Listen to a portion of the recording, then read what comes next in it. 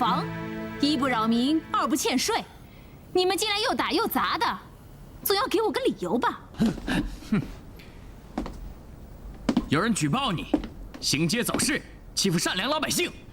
我看，欺负老百姓的，应该是你们锦衣卫吧？大胆！锦衣卫在此，竟敢血口喷人，可见你平日根本就是目无王法。给我拿下！谁敢动？纪北三郎，在！护好我的桃花林。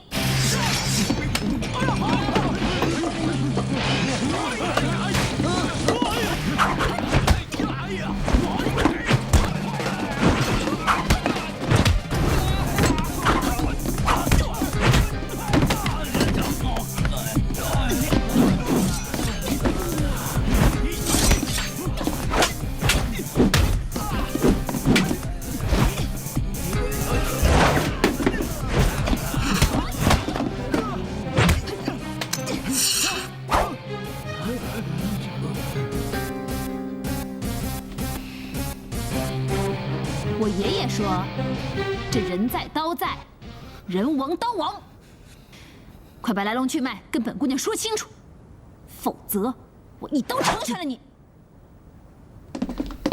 发什么呆呀？咱姑奶奶问你话呢，报名。锦衣卫副千户张彪。副千户？你们吃皇粮当皇差的，整天净不干好事儿，专门欺压百姓。说，是谁派你来的？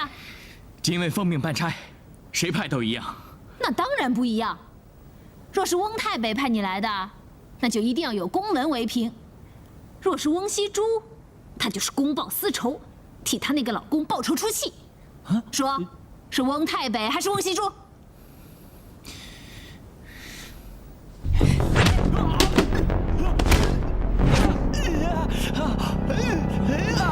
听说过我血手腌制的人，一定知道我不会心慈手软的。说，我说，没错，是文虚珠派我们来的。他请你去一趟邓府，赔礼道歉啊！饶命啊！饶命啊！就因为我劫走了他那个一身铜臭的老公？你早说嘛！这个小财神府，我早就想故地重游了，何必这样大动干戈？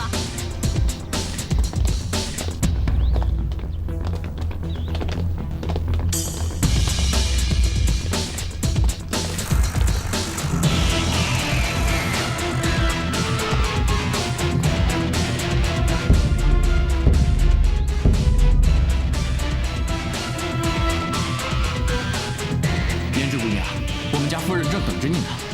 请。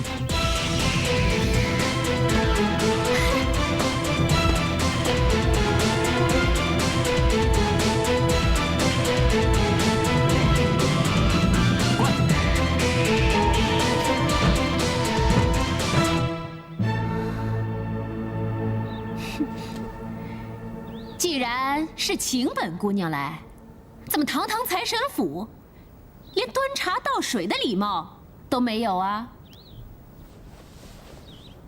张彪，是，别指望他们了，就这帮酒囊饭袋，早就是我的手下败将了，不用拿这种阵势来吓唬我。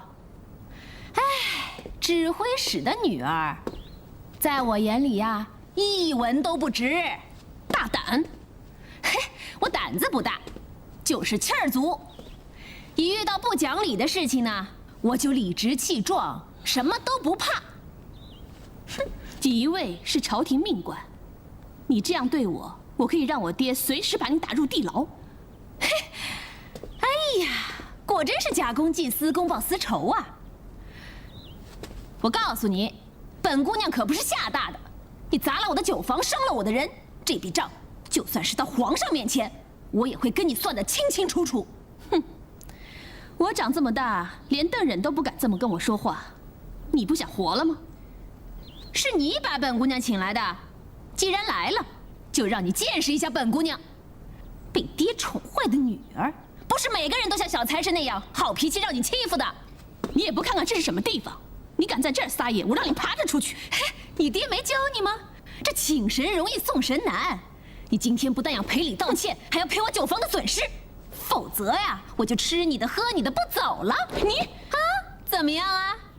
哟，你这生气的模样还真够丑的，怪不得邓忍天天在外面风花雪月，连家都不待啊！啊！你敢打我？对呀，你怎么打别人，我就怎么打你。今儿我非替你爹好好教教你这个被宠坏的大醋缸！你造反了吗？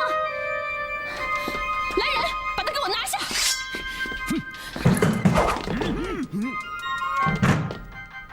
我倒要看看，今天谁能把本姑娘拦住！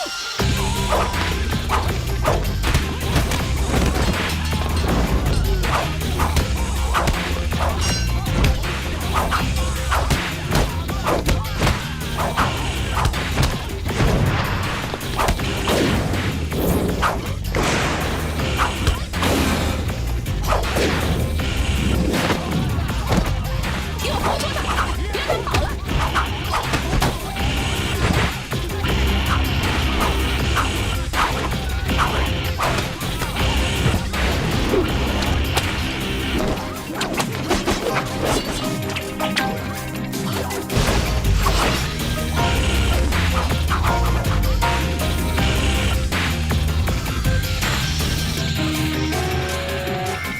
这么多人舍不得我，都要留我做客啊！你就是血手胭脂？没错，我就是胭脂。哼，看你这身打扮，应该是个当官的吧？不过我可不怎么跟当官的打交道，自己报上名儿吧。锦衣卫左佥事，屈新武，奉命办差。哦，嘿，你们俩一个德行，你也是奉旨办差的？大胆！我乃锦衣卫右佥事丁彦山，你真是有眼无珠，连我们兄弟俩的一边双钩都不认识。嘿嘿，本姑娘初入江湖，什么边啊钩啊的，我不认识。不过能投身锦衣卫，看来也不是什么好东西。野丫头敢在我家撒野，拿下她！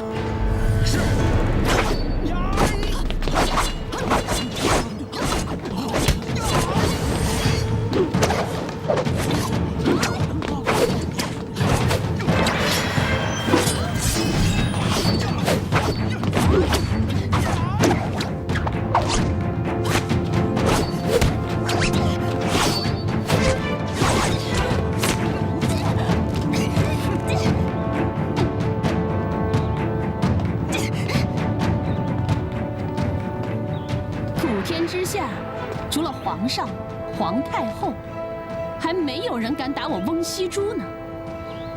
哼，今天真是自找死路啊！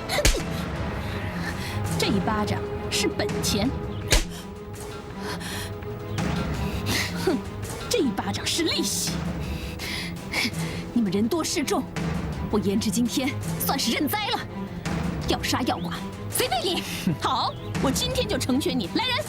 夫人，不能杀，不管怎么样不能杀人啊！夫人，怎么说他都是郭少爷的朋友，要是把事情闹大，如何向两位爷交代啊？还是息事宁人的好，放了他吧。啊，就算不能杀他，我也绝不能放过这个死丫头。这笔账，我一定一笔笔的算清楚。先把她押到地窖再说。是。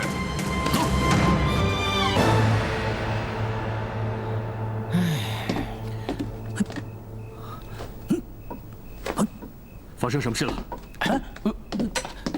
凤爷，您可来了。胭脂呢？今天一大早来了好多锦衣卫，二话不说把咱这儿砸了个稀巴烂。是因为王家小财神之事而起吗？说是给人家赔礼道歉，但是赔礼道歉哪有道一天的道理？那可不好，胭脂这个人是不会给人家道什么歉的，一定是出事了。去找锦衣卫去了？他干嘛去了？哎呀，笨呐！凤爷肯定去找胭脂姑娘了。对呀，锦衣卫，哎，那可是一壶好啊！凤爷一个人肯定不行。哎，你们两个，赶紧去找姑婿来帮忙。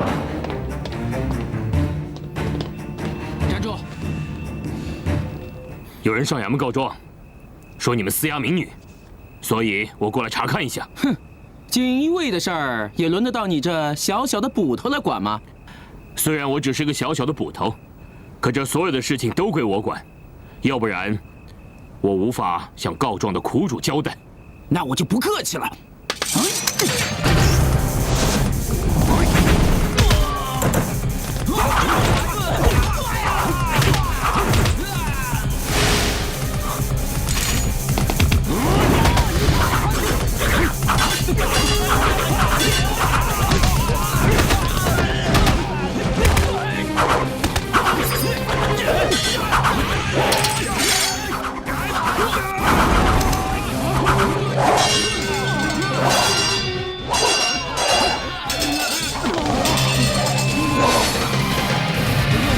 都给我退下！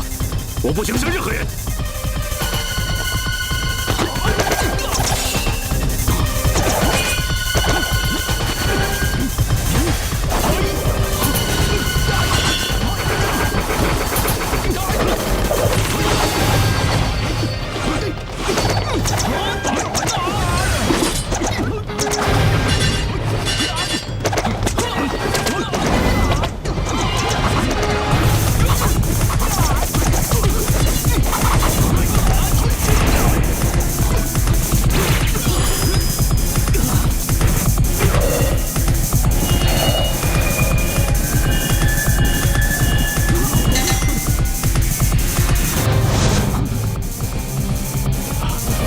旋风刀。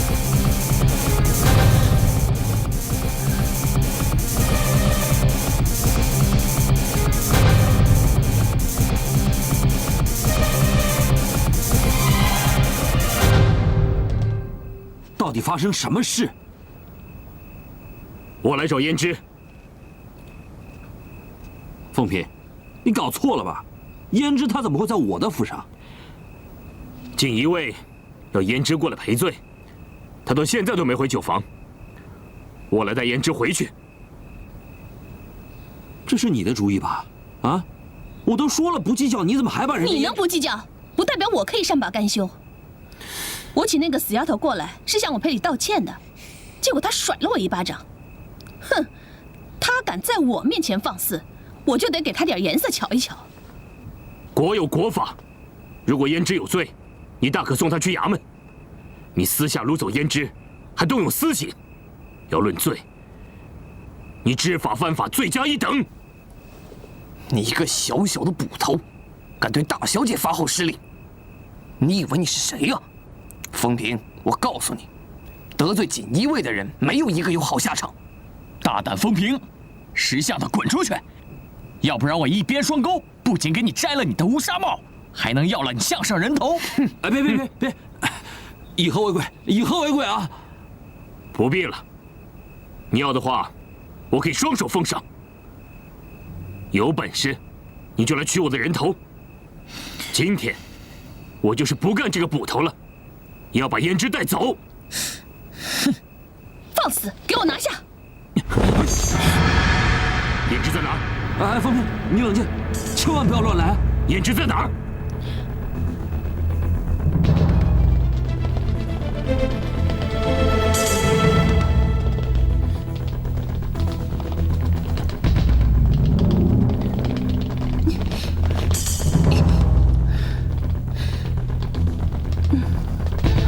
里面。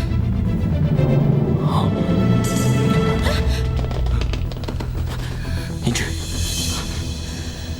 胭脂，是谁把你打成这样的？把他伤成这样，是谁的主意啊？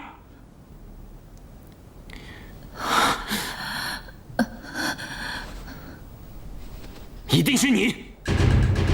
除了你之外，没人敢如此胡作非为。你仗着是翁太北的女儿，仗势凌人，还利用锦衣卫滥用私刑，实在太可恶了。风平，我是一家之主，我知道你不满意，但是请你冲着我来，千万别动刀见血。我也相信你是有度量的人，也请你看在我被胭脂绑架过的份上，以及郭旭的交情份上，请接受我的道歉。我一定教训该教训的人。你何必对她低三下四的？那个疯女人居然甩了我一巴掌，我没杀她已经算是客气的了。我看他瞪着还像个人的份上，这一刀，我只是提醒下你，如若不然，我必留在你那傲慢无礼、面目可憎的脸上。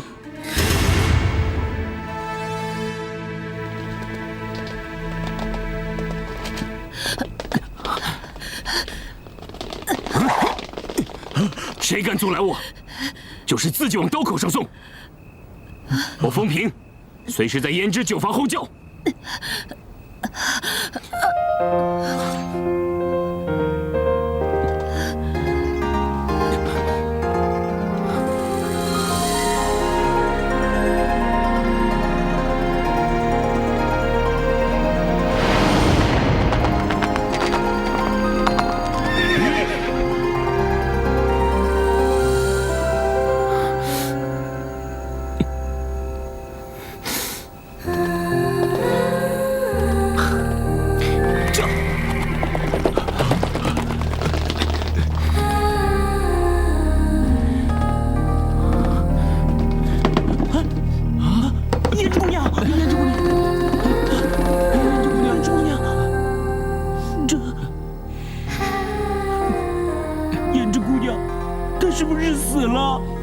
你能不能不乌鸦嘴啊？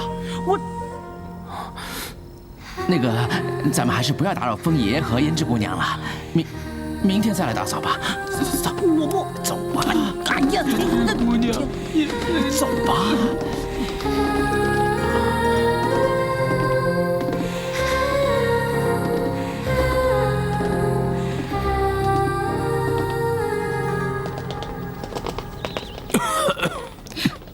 爹。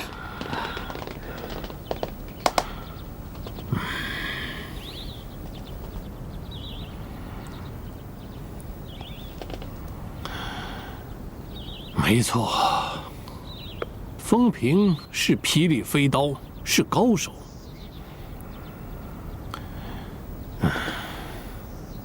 但你们两个左右千士，还有副千户，再加上几十名锦衣卫，居然让一个小小的捕头如入无人之境，肆意妄为，简直是天大的笑话，荒谬！我吩咐你们严加看守，你们怎么当差的？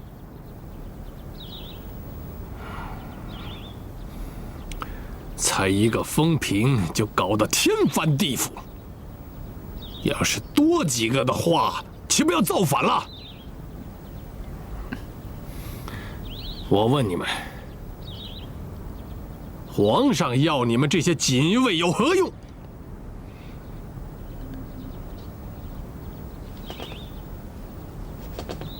要我翁太北，又有何用？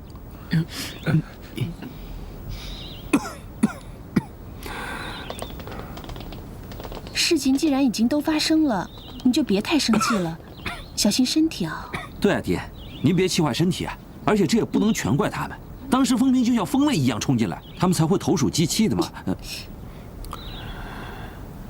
你们两个不必帮他们说谎，爹心里有数。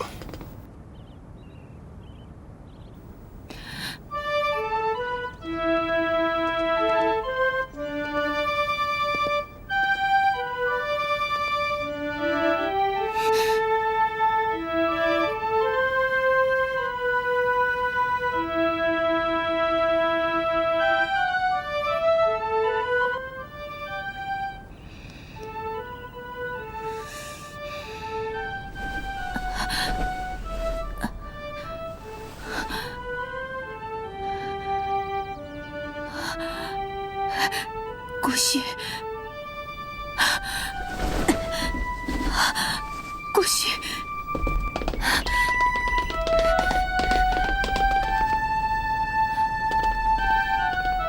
是你？顾旭呢？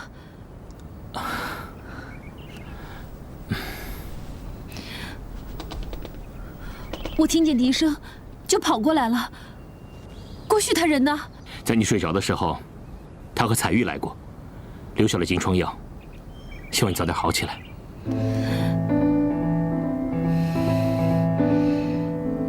那这么说，是你把我救了出来？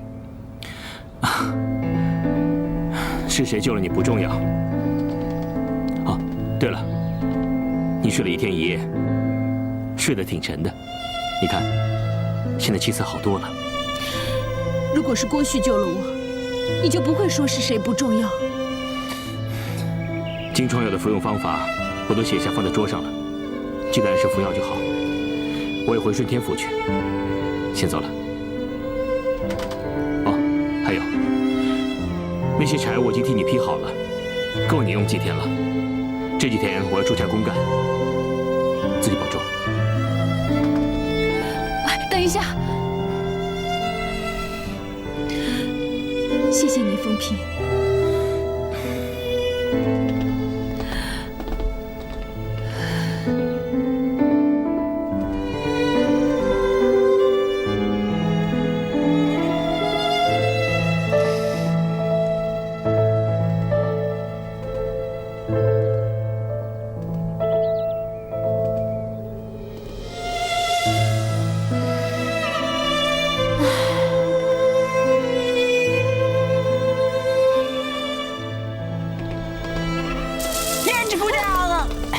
三郎，你怎么在这儿？找坐是不是？不是，我叫你喝汤啊。喝什么汤？那郭少爷借我的手和脚，10万火急的把那个补汤送过来给你喝的。啊？郭旭叫你送汤来？对。既然是郭旭让你送来的，那就一定是他做的啦。我要喝的一滴都不剩。胭脂姑娘，他们老说我笨，有时候我发现你比我还笨。那郭少爷好歹也是男子汉，他怎么可能进厨房呢？这汤啊，肯定是彩玉姑娘做的嘛。彩玉？别盛了，我不喝。这不是，你不喝的话，我很难交代他。那就别交代了，反正彩玉做的汤，我一口都不喝。不是那个，哎呀，那个风爷他连死都不怕，你的命是风爷用他的命救回来的，这个汤也是彩玉姑娘的苦心，你不好好照顾你自己的身体，这样我们大家都不好受吧？啊？好了，来。哎呀，有时候我觉得，要是有人也这么关心我、疼惜我的话，我一定早晚都给他磕头，叫他爹，叫他娘。郭旭让你送汤来，他为什么不自己来啊？哦，他跟彩玉聊天，没时间。什么？那个酒坊那边我们打理好了，我们3个就在外面等着。你要有什么事啊，赶紧把我们叫进来。这汤你赶紧喝吧。我先出去，有事叫我啊。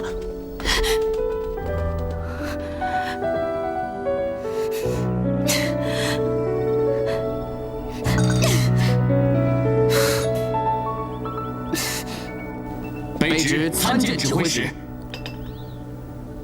你们2个听好了，现在马上去顺天府捉拿风平，押往北镇抚司严刑询问。你们要记住，要不露声色，暗中进行。去吧。大人，属下怕那风平自恃身怀绝技，会负隅顽抗，不会束手就擒的。大人，这事儿要是闹大了，可就麻烦了。锦衣卫的威望不容许被挑衅。若是拒捕，格杀勿论。是。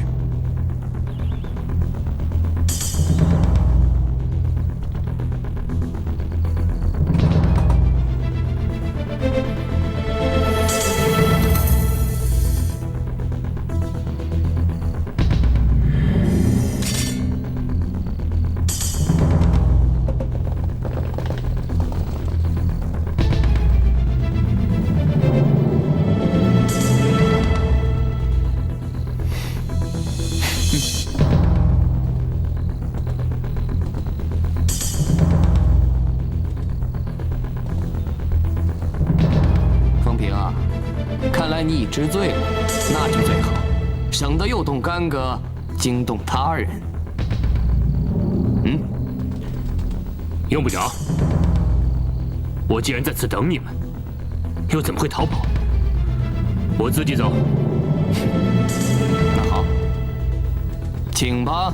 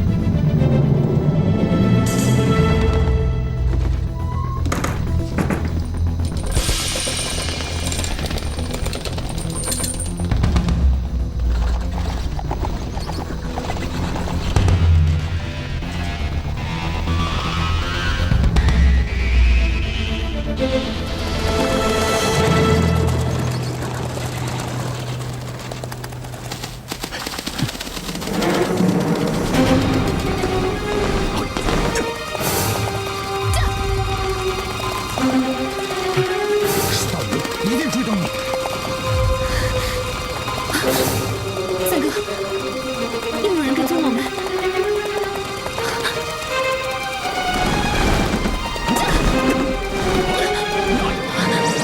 冲过来了，怎么办？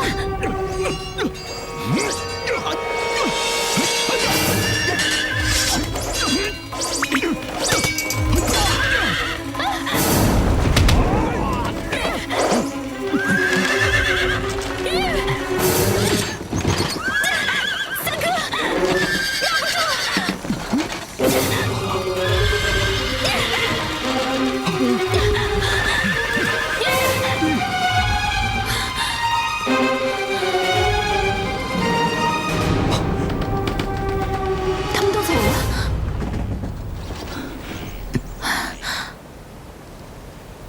原来不是来杀我们的。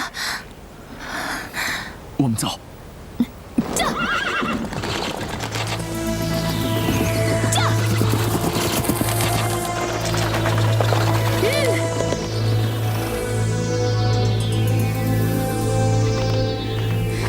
三哥，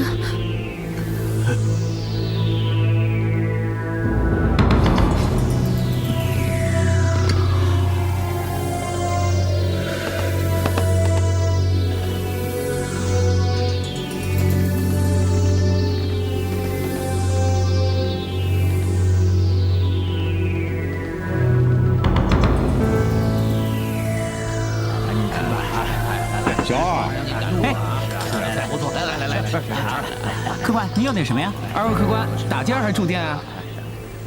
只是打尖儿，不住店。啊，好，里边请，里边请啊！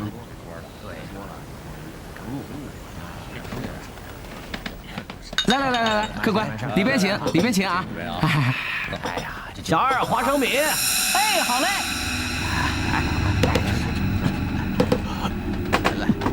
二位客官，吃点什么？沏壶茶，2碗面，1斤卤牛肉，要快。嘿，好嘞，您稍等啊，先来壶茶嘞。哎，好嘞。三哥，你撑得住吗？哎，客官，您的茶水。行啊，将就吧。哎，确实挺好吃啊。对。哎，行，再喝一杯。哎，客官，您手怎么了？哎，您的脸色怎么发黑啊？你是不是得瘟疫了？快走！不是瘟疫，是开水烫的。我们还要赶路，赶快上菜。哦，好。小二，算账来喽！哎，客官，里边请。你去给我拿壶酒。哎，好嘞。哎，您坐啊。走吧。小二结账了。哎，好嘞。姑姑。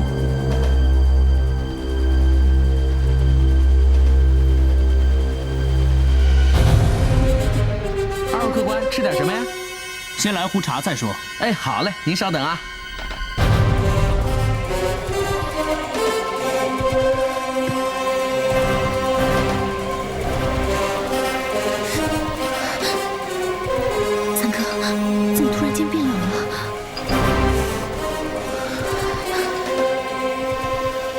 就是唐门的三姑和二公子。快离开这里！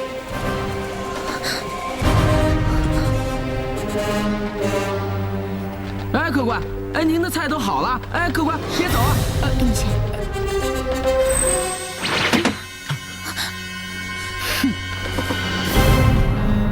我都来了，你还走得了吗？唐三姑，你到底想怎么样？你中毒至深，我看你疼痛难忍，我们不妨做个交易吧。你拿翡翠娃娃来跟我换解药。什么翡翠娃娃？我不懂你在说些什么。什么人？罗一舟。哼，原来是天幽帮的8大护法呀！为了翡翠娃娃，我哥哥罗亦菲丢了性命，所以这12尊翡翠娃娃，我更要得到他们。他们2个就交给我来处理吧。走。快走！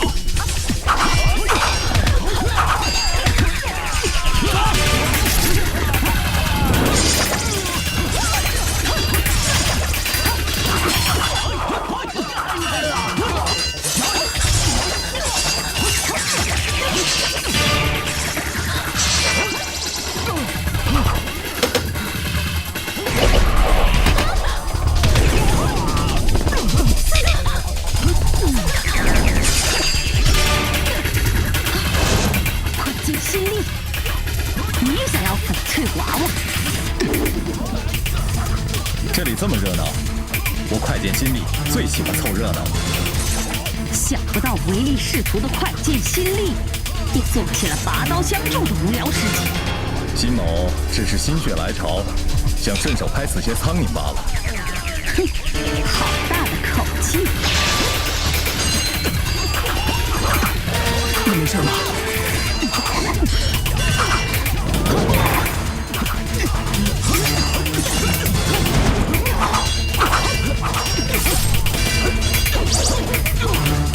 快走！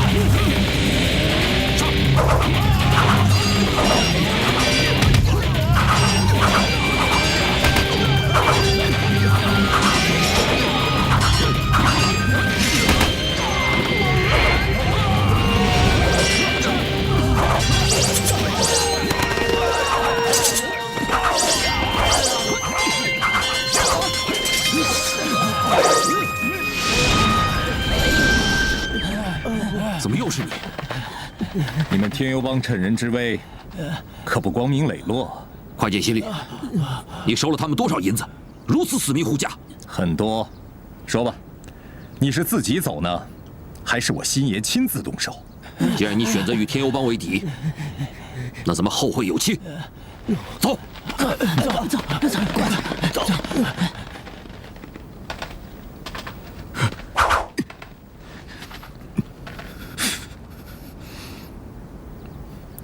云兄，莫非你也认为我是为翡翠娃而来？难道不是？久闻翡翠娃娃乃江湖至宝，得知者可是武功达到高深莫测之境界，进而称霸武林。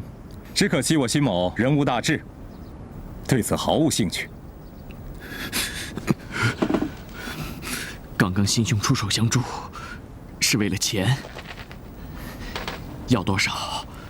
请说吧。刚才辛某猎人头的时候，是车上的姑娘受惊了，此刻拔刀相助，只是想为姑娘压压惊。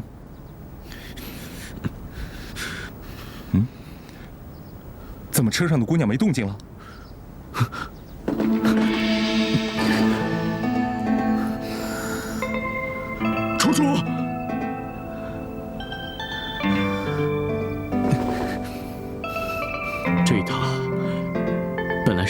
京城疗毒的，没想到楚楚也遭此毒手。这样吧，我亲自送二位去京城。在想什么呢？这2天你老是心神不宁。是吗？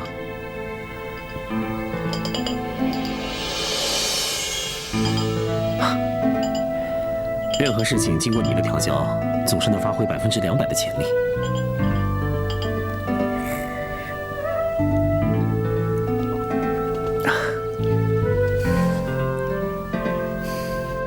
你要是担心那个胭脂，就去看看他，没人会拦你。胭脂那儿有风评就行了，用不着我多操心。那去找小财神聚聚。楚楚失踪了，下落不明。小财神自个儿都整天心烦意乱的。楚楚姑娘到底去哪儿了？哦，没人知道楚楚上哪儿去了，又为什么会突然消失，谁都不知道。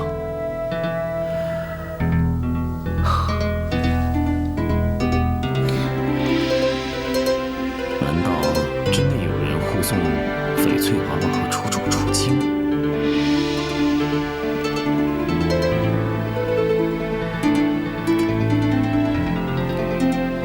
明三哥曾经也有闯小财神的藏宝库。如果说他是为了翡翠娃娃而来，那你说的护送之人难道是明三哥？真奇怪，你总是能看得到我心里在想什么。难道你有透视眼吗？谁？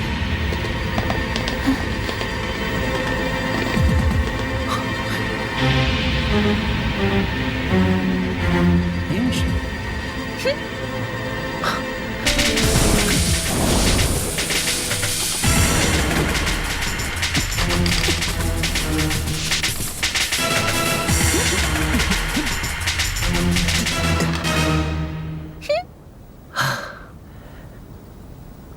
看来我们镖局的金疮药可真好用，才几天功夫，你又活蹦乱跳的了。知道我受伤，为什么不去看我呀？我怕我去了，一不小心惹人生气。为了让你好好休养，还是不吵你为好。你有空跟别的女人瞎扯，就没时间关心我一下吗？别的女人？哦，你说彩玉啊？我们俩从小一起长大的，怎么算是别的女人？在你身边，只要不是我，都叫别的女人。哎呀呀，只不过去了一趟小财神府，就把翁西珠的飞速功夫学得淋漓尽致了。少往自己脸上贴金啊！谁吃醋了？那么，请问这位姑娘，你涨红着脸指控我没去探病，这不是吃醋是什么？你，少贫嘴了你！我告诉你啊，一会儿我就去问彩玉，肯定是她缠着你，不让你去看我，对不对？哎，你又错了。彩玉从来不过问我要去哪里，要去做什么的。哼，她帮你打理镖局，又照顾你吃喝，还能不过问你的事儿？因为她了解我这个人的为人，也相信我做人的原则。那我更了解你，我更相信你。是吗？嗯。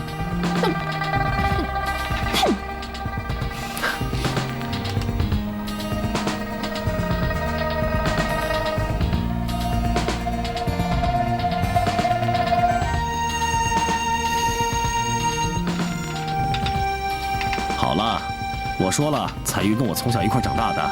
一起长大，一起长大就可以那样握着手吗？又不是亲兄妹。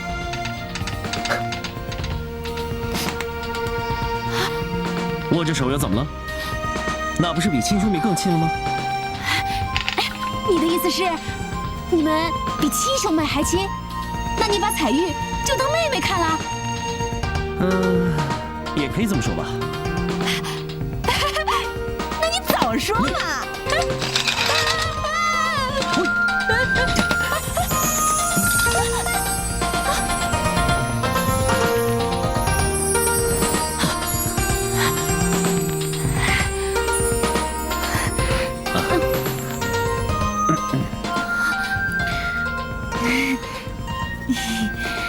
哎，彩玉姑娘，正跟你的郭旭哥哥说你呢，你们兄妹感情那么好，真的让人挺羡慕的。我决定了，这郭旭的妹妹就是我的妹妹，以后我保护你。什么妹妹啊？论岁数的话，你应该叫她彩玉姐姐。不必计较那些礼数，胭脂姑娘随意吧，自在就好。你看，人家彩玉多懂事儿啊，比你爽快多了。以后我在京城又有个伴儿了。哎，对了，过2天我在胭脂酒坊摆一桌酒席，谢谢风平把我救回来。到时候你们2个可一定要来哦。哎，就是风平这2天出公差了，这样吧，等他一回来我就通知你们啊。啊，风平出公差了，我怎么没听说呢？嘿，因为呢，他只告诉我一个人。除非有重大案件，否则风平不会离开京城的。是啊，这样不告而别，不太像风平哥的作风。喂，风平出公差，你们2个的表情用得着这么奇怪吗？到底怎么回事啊？风平恐怕出事了，我得去顺天府问清楚。啊！出事了？那还等什么？赶快走啊！哎呀，我也跟你们一起去。彩玉姑娘，这顺天府是什么地方？指不定会发生什么事。你又不会武功，要真打起来，我们还得分神照顾你。你呀，就在这儿等消息吧啊！可是，哎呀，你的郭旭哥哥担心你，不就是我担心你？不让你去，那是为了你好啊！哎，离开了。对呀，风头他突然说不干了，我们被他吓了一跳。郭少爷，您和风头是好朋友，怎么连您也不知道？笨蛋！郭旭要是知道，我们还来问你们干什么？哎呀，顺天府衙的差事说不干就不干了，总得有个理由吧？哎，这事儿真奇怪啊！风平向来做事严明，不会无缘无故的辞职，失踪必然有原因的。如果你们知道些什么，请告诉过我。前几天深夜，我当完差回来，看到锦衣卫把风头押上囚车带走了。啊！囚车？郭旭，我不放心，所以跟过来看看。风平哥呢？听说被锦衣卫带走了。哎，那天风平跟我说会有一阵子看不到他，原来他早就知道自己会出事的。哎呀，北镇抚司诏狱那可不是人待的地方，这可怎么办呢？劫囚！啊！你疯了！在顺天府大门口嚷嚷喊劫囚，你不要命了？朋友有难，两肋插刀，死不足惜。顾旭，如果咱们俩联手的话，我就不信打不过那帮锦衣卫。你这三脚猫的功夫，上回在小财神府被打得落花流水，你苦头还没吃够吗？你还想再闯一次大祸吗？我可不是风平，不会去冒死救你。不！胭脂，北镇抚司诏狱是狼牙虎口，千万要小心行事，不能贸然行动啊！哎呀，如果北镇抚司真的是地狱的话，那就更不能让风平去了。这件事儿，你要是不管，我管。好啊，你不怕送死，不怕再被五花大绑的话，那你去吧。喂，我说你真是个胆小鬼，风平啊，比你有胆识多了。但是得用对地方。你上回大闹小财神府，一切麻烦都是你惹的，这一切都怪你。你以为我想去啊？还不是翁西珠请我去的。哼，《西游记》里边，孙悟空不也是被玉皇大帝请上天庭，大闹了一番吗？有什么了不起的？你要是把自己比作野猴的话，那我也无话可说了。啊，你们两个你一句我一句的，如果结伙去说相声，一定高朋满座。我算看清楚了，你胆小怕事。风平有难你不救，我被关在小财神府你也不管。哼！胭脂姑娘，你误会了。上回郭旭听到消息，马上就赶过去了，只是晚了一步，风平哥已经把你救下来了。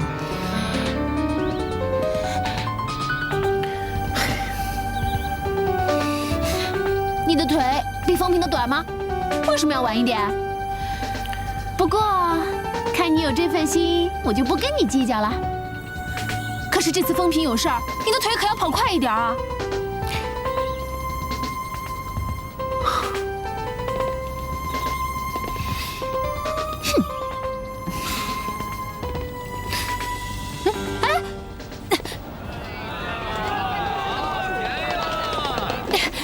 先生小姐，瞧瞧看看啊！你应该有办法吧？你想想看，当今能压得住蒙太北的没有几个人，除了皇上、皇太后、老王爷之外，还有一个人。啊？小鹏王爷。小鹏王爷，小鹏王爷是不是我见过的那个特别高的那个王爷？只要我开口，以我们的交情，他肯定会帮忙的。我说，就凭你们俩的交情，他肯定会帮你的，真的。但是这次我们牵扯到私人恩怨，于理我们没有向小鹏王爷求助的理由。没错，就算小鹏王爷帮忙出面让锦衣卫放了人，蒙太北这些人也是口服心不服的，难保他不会伺机再找风平的麻烦。喂，我说你们别不理我行不行？说的什么乱七八糟的，听也听不懂，跟绕口令似的。你得帮我找个理由，好让我去找小鹏王爷。谁说你要自己去了？你还记不记得东城孙家婆婆？孙婆婆，小鹏王爷的奶娘。小鹏王爷待孙婆婆有如亲娘般，孙婆婆又是明理的人，只要我们到东城外放个风声，说你不小心害朋友入了诏狱，深感内疚，孙婆婆肯定不会让我受半点委屈的，所以这消息一定会传到小鹏王爷的耳里。只要小鹏王爷肯从中调解，不就迎刃而解了吗？如此一来，你就不用出面，风平哥也能安宁出狱，岂不是两全其美？彩云，你果然聪明，我真的很想看看你那颗细腻无比的心到底长什么样。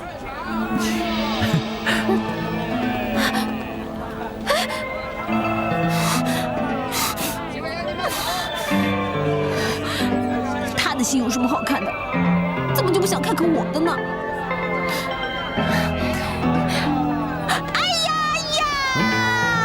你怎么了？要你管！我心痛！哼！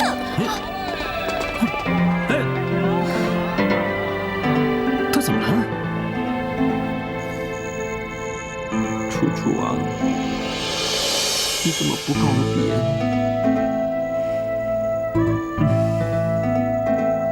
归期楚楚，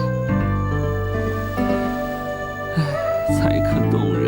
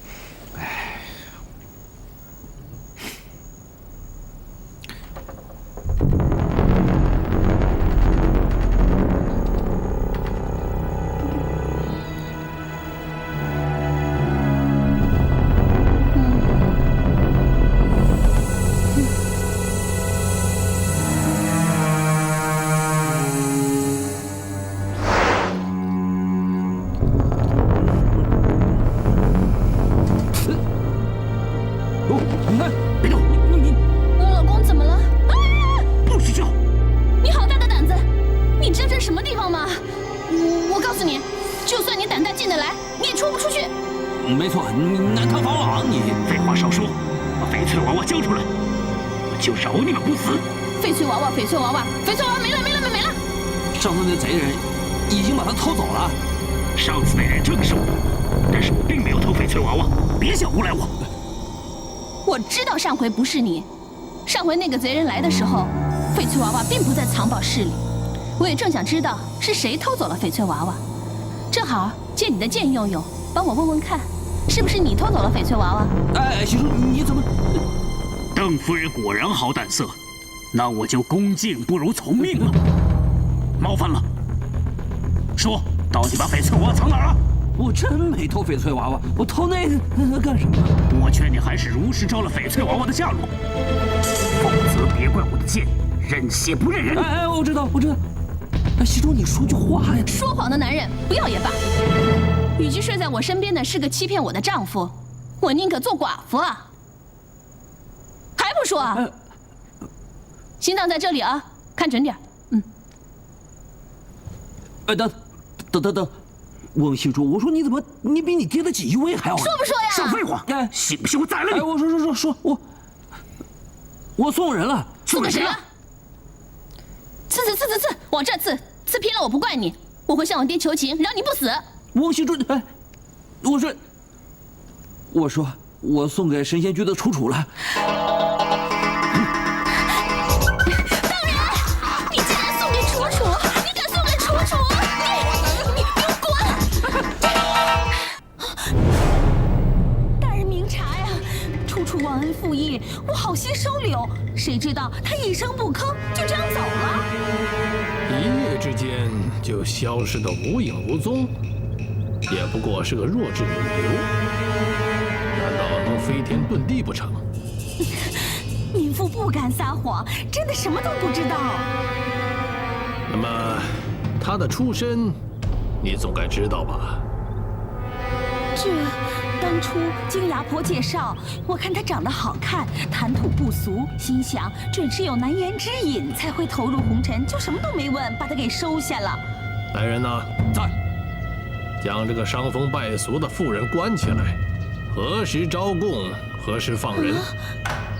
还有，将神仙居封了他，不准再做生意。去吧。大人，我真的什么都不知道。大人，我真的什么都不知道啊！去刑府。卑职在。派人城门内外严守，彻查可疑女子。一定要把这个楚楚给我捉回来。卑职立刻去办。卑职告退。小鹏王爷到。不知小鹏王爷前来，有失远迎，卑职失礼了。免礼了。这是皇上赐给我的贡茶，来自福建武夷山的岩茶，你尝尝。啊，来，快，拿去沏了啊！啊，请啊。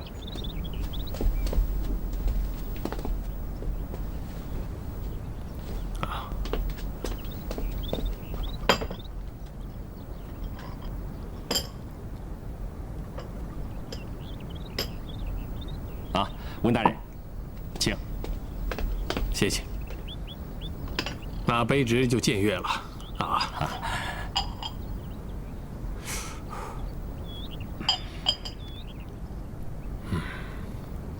清香甘甜，果然是茶中极品呐。喜欢你就留着喝吧。卑职不敢，此乃皇上御赐之宝。皇上御赐宝物。岂止这一样，翁大人的女婿小财神府上不也有皇太后赏赐的宝物吗？小鹏王爷的意思是，别紧张，我不是来谈宝物的，倒是有件事情，我想跟翁大人商量。我奶娘孙婆婆告诉我，坊间盛传，翁大人的千金派锦衣卫砸了间小酒房。坊间的传言不可尽信。哦，传得沸沸扬扬的，空穴不来风吧？你的意思是，我奶娘孙婆婆造谣了？啊，卑职不敢。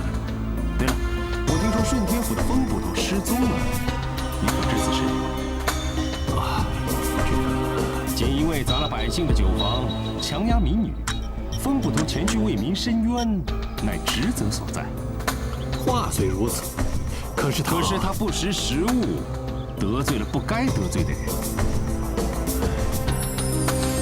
王大人，你看我的薄面，得饶人处且饶人呢。回小鹏王爷，我们锦衣卫是代表朝廷的，维护法统乃职责所在。可是那风平，他身为衙门中人，竟然与锦衣卫为敌，与朝廷为敌，与天子为敌，这么做岂不该以儆效尤吗？皇上宅心仁厚，相信不会计较这些小事，对吗？这怎么能算是小事呢？指挥使，人人都知道羲珠是你的掌上千金，应该说是备受娇宠。开酒坊的胭脂只不过是个山村里的姑娘，坦率无事。羲珠任性处事也就算了，总不会连指挥使也和她一般见识吧？小鹏王爷有所不知，是胭脂那女子无力在先，才逼得羲珠不得不报官处理呀。我怎么听闻是风平去小财神府，说有人报官，邓府私刑压人呢？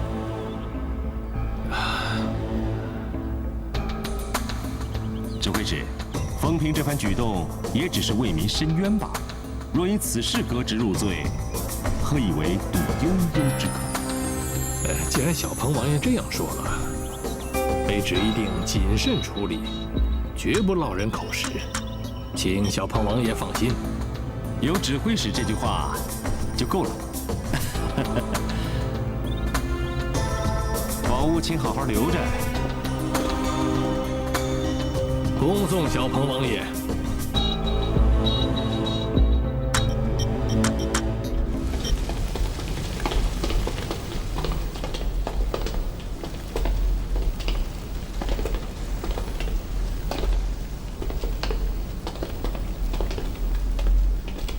指挥使大人来了，还不赶快起身迎接？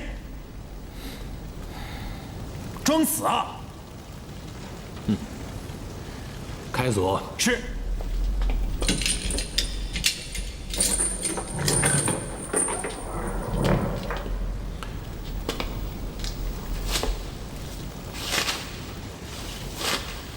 你竟然一个人杀进小财神府救人，你功夫不错。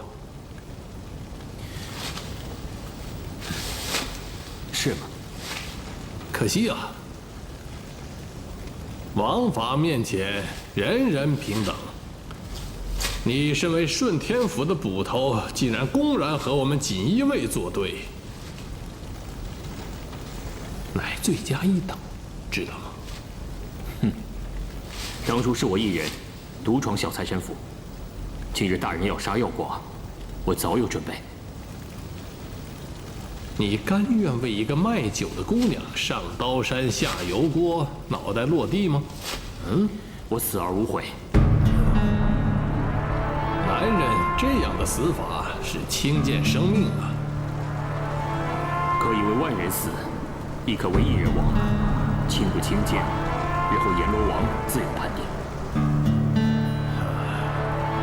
如今生杀大权，全凭本座一句话。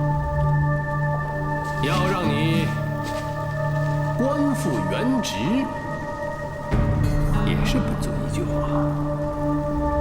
只要你肯听我的，我这就放了你。像你这样身怀绝技的人，心比天高。若肯效忠本座，听命于本座的话，甚至可以当锦衣卫，跟在本座身边，我一定加以重用。至于这次你恐吓小女之事，我就当作是那个胭脂姑娘的错，不再跟你计较。胭脂的确有错，错在不知险恶；而邓夫人的错，错在肇事凌人。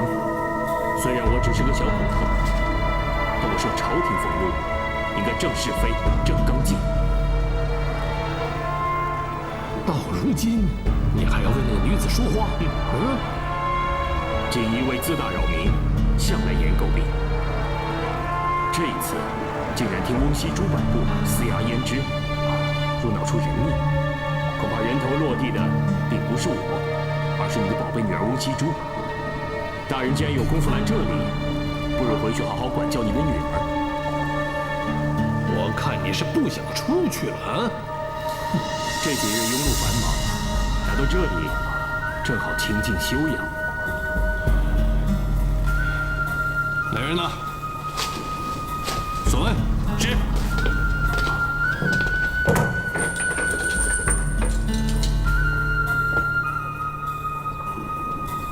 么东西啊？不想吃啊？可以啊，少爷不想吃，拿下去呗。是。哎，别，退下吧。是。你呀，有的吃你就偷笑吧。你到底要把我关到什么时候啊？关到我高兴为止。这刮风下雨都有停的时候，你的气就不能消吗？而且你把我关在这边，外面很多应酬我都去不了，没有应酬就没有生意，没有生意你就没有银两花。你还敢说？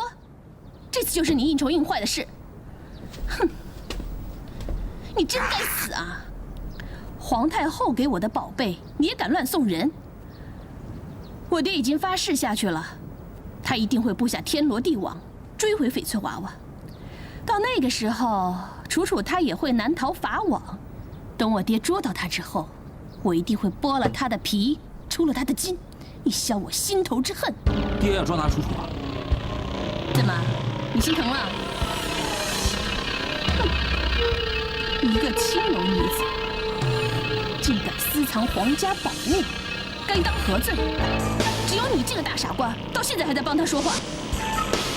哪有？你既然这么挂念他，那我就当着人面把他活活折磨到死，然后你就抱着那堆白骨去睡。哎，等等！哎，老婆，你知道我最疼惜你的吧？少来这套！要撒娇，去找你那个不要脸的楚楚吧！哼！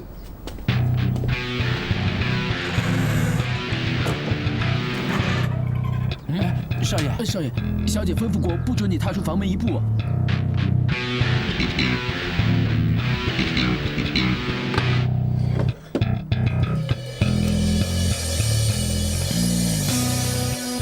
我们家少爷说了，这是上次跟你打赌的土鸡，愿赌服输，还交代我亲手交给你。小财神他，少爷说了，他最近比较忙，所以不能亲自前来。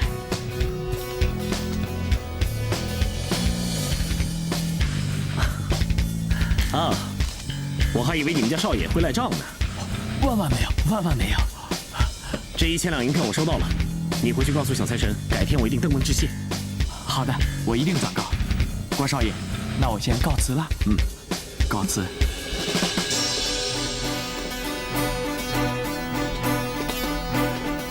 告辞。慢走。唉，邓人有难了。 8成又被温惜珠软禁在家了。小财神这次会被禁足，依我看，8成和翡翠娃娃有关。如果真的是为了翡翠娃娃的话，这下小财神可有的受了。温惜珠肯定不会轻易的放过他。所以他才会向你求救啊。那，你去还是不去？拿人钱财与人消灾。 你说我是去还是不去呢？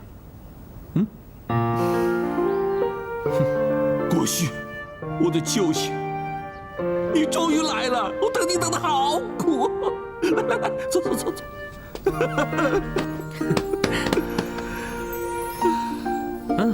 还不错嘛。你果然厉害啊！门禁这么森严，你还能大摇大摆地走进来？难不成要让我像风平一样杀进来啊？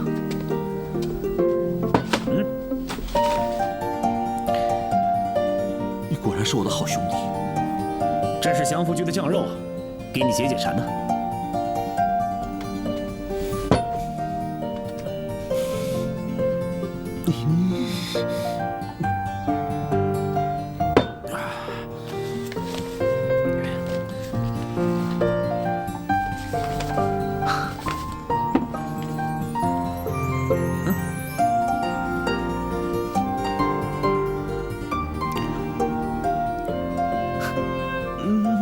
看来这回温惜珠是狠下心，让你好好的在这里闭门思过了。别说了，他每天给我吃素，我都快成和尚了。你见我家那个婆娘有没有问他什么时候放我出去？我本来是想问的，刚开口就被他打断了。他怎么说？他说来见邓忍可以，如果想替邓忍求情的话，就别浪费时间了。我说小财神呐，这次西珠又是为了什么把你关起来了？总不会两个人吵架斗嘴输了，一气之下就把你关起来了？就我这张嘴能吵得过他吗？是为了翡翠娃娃吧？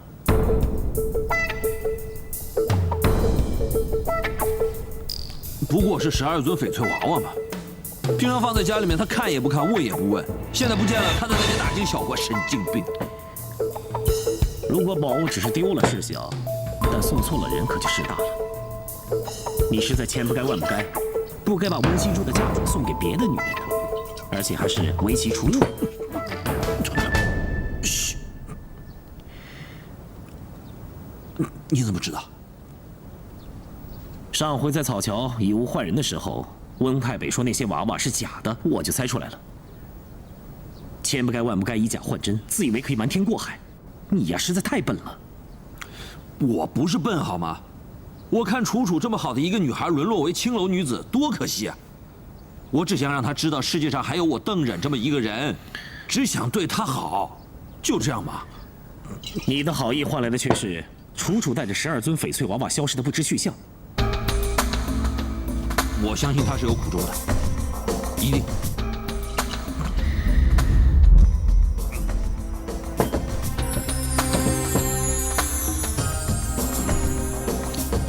都说这柿子得挑软的吃，我邓忍是软柿子吗？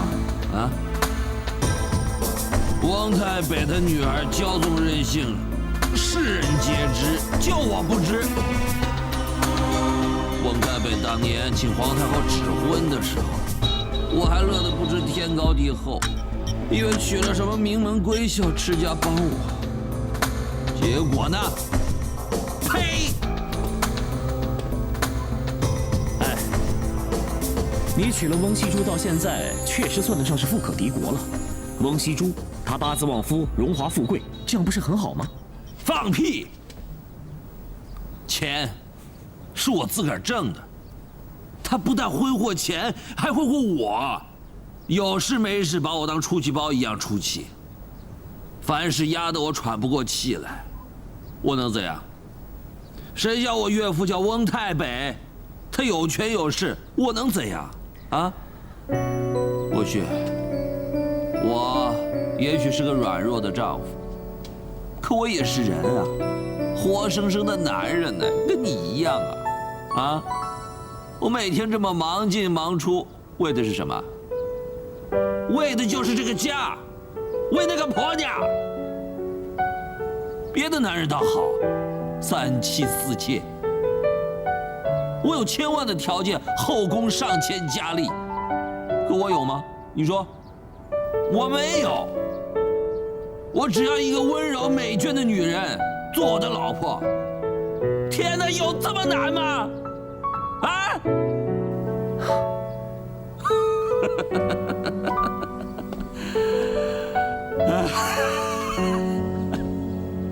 神啊，你给我千金万银，怎么不给我快乐啊？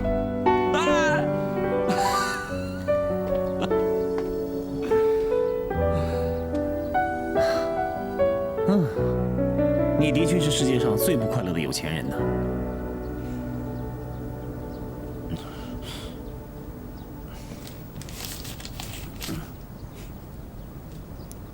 这1万两银票是我仅有的私房钱了，拿去。小财神，你这是干什么？郭旭，有一件事情你一定要帮我，因为也只有你才能帮我，啊？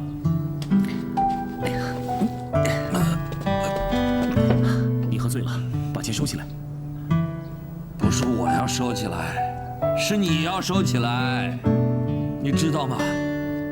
为了那翡翠娃娃，汪太北已经下达全国通令，要抓楚楚归案呢。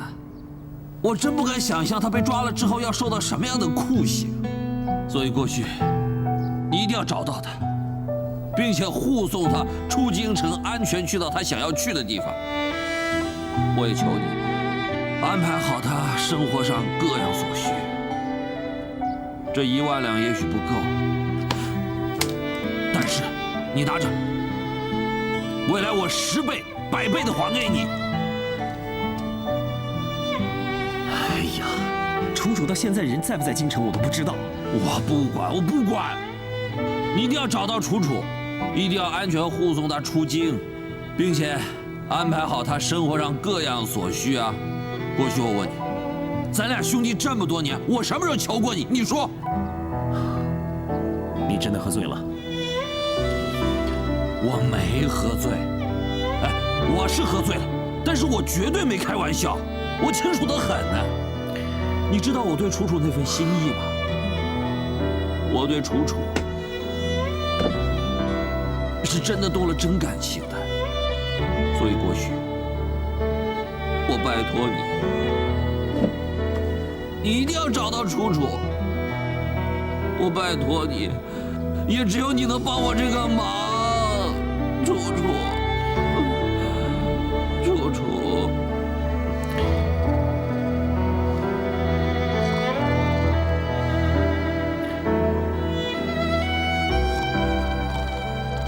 哎呀，小财神啊小财神，找回了楚楚又能怎么样呢？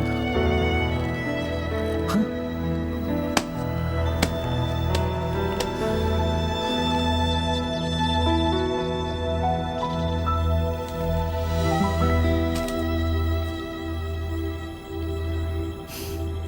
你答应小财神了？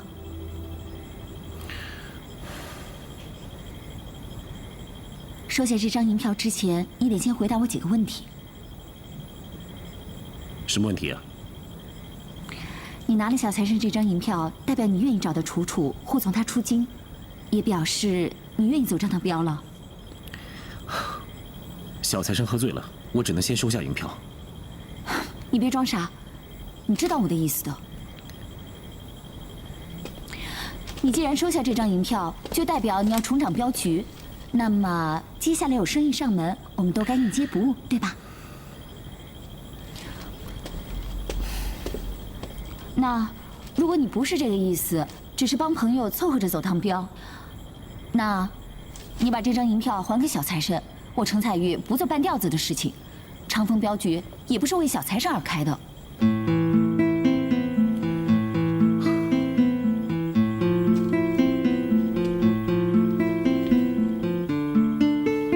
郭旭，你不说话，我无法知道你的内心在想什么。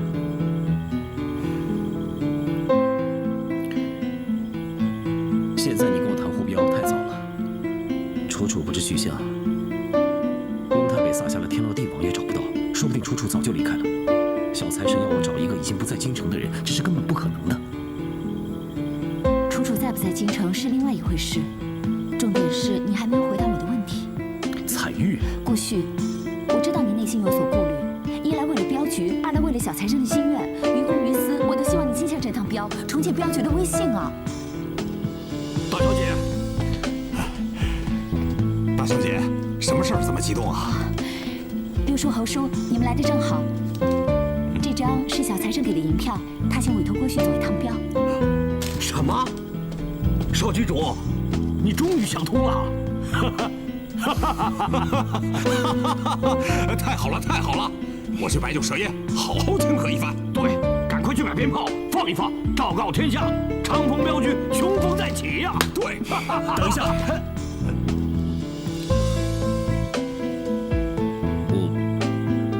我还没有答应小财神呢。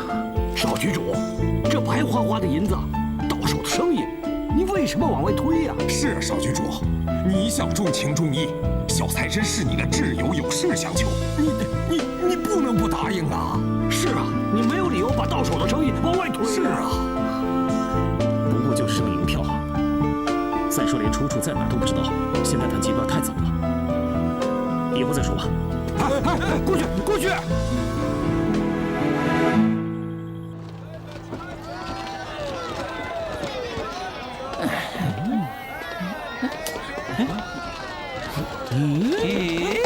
站住！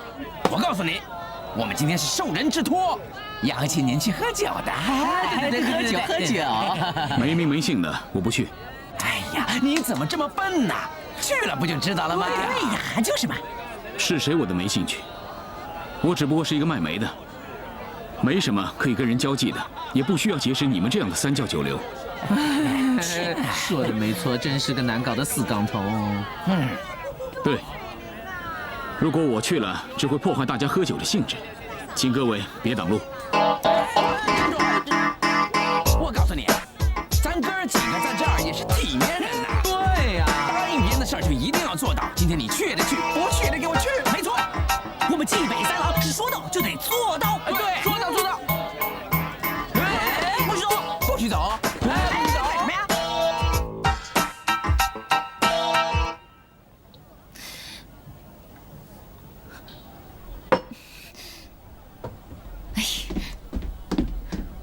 我说你也是，这风平还在牢里呢，你怎么还有心情请客吃饭呢？风平的事我没忘，我放在心里呢。哎，那个大高个儿，我是说小鹏王爷，他去找那个翁太北求情，居然也没用。这个翁太北也太霸道了，我看这只老狐狸肯定是把他当奶娃娃，根本就没放在眼里。哎，这大明朝是真的没人了，我看除了皇上，也就是翁太北了。说不定这个翁太北还想取代皇上呢。别乱说话，锦衣卫耳目众多，要是被告了一桩，没有第二个风平舍命救你啊！哎，这个程彩玉冰雪聪明，也没出什么好主意。什么孙婆婆、李爷爷的，咱们等了3天，什么事儿都没办成。哎，要不这样吧，我带着冀北三郎去劫囚，怎么样？大牢里边已经有了个风平了，我可不想再多一个人让我牵肠挂肚。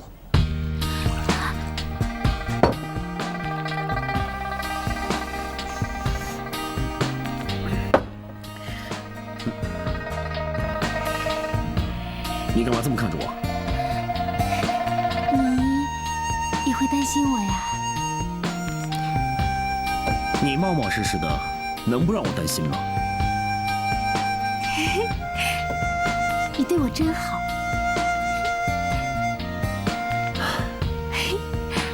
哎，要是风平也在，那就更好了。真想给他送坛桃花酿，让他知道我们在外面有多挂念他。哎，到了，到了，别拉住到了，你看，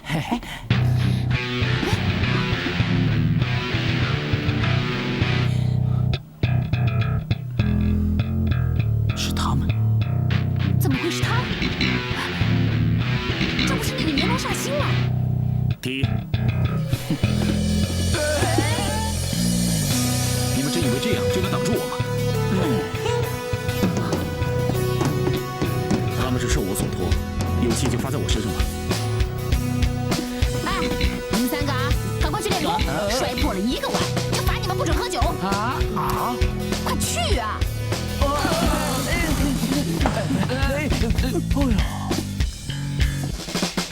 抱歉了，如果不是这样的话，我想你是不会来的。请坐。不必了，有话直说。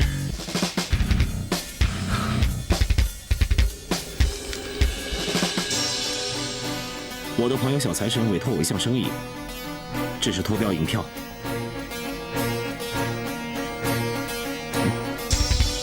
我希望你能接下此标。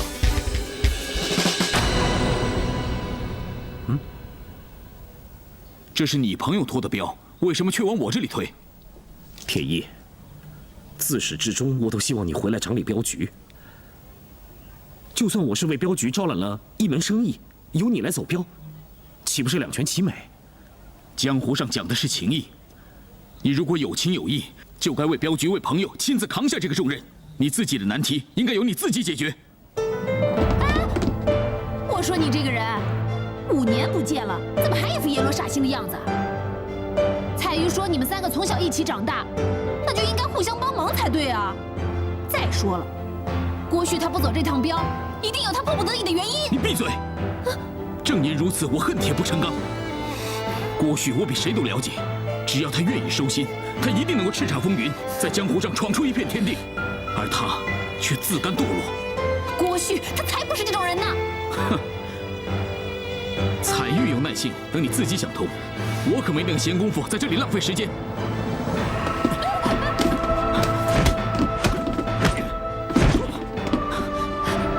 怕什么？来呀！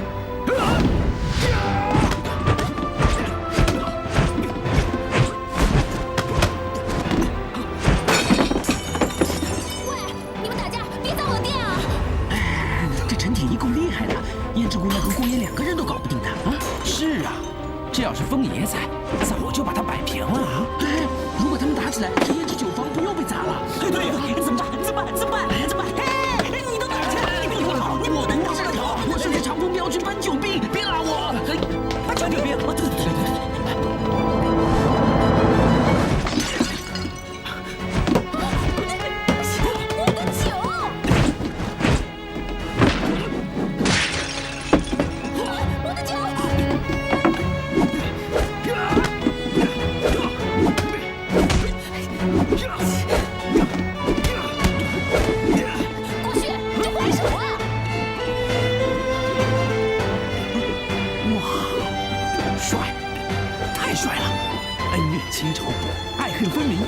这才是真正的英雄好汉。等有一天我练好了拳脚功夫，也要像他们一样做铁铮铮的男子汉。即使我也有这样的打算。你，下辈子吧。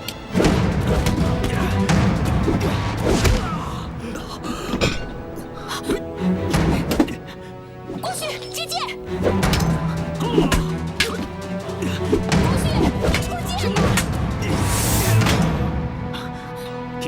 你听我说，我们大家都希望你回镖局。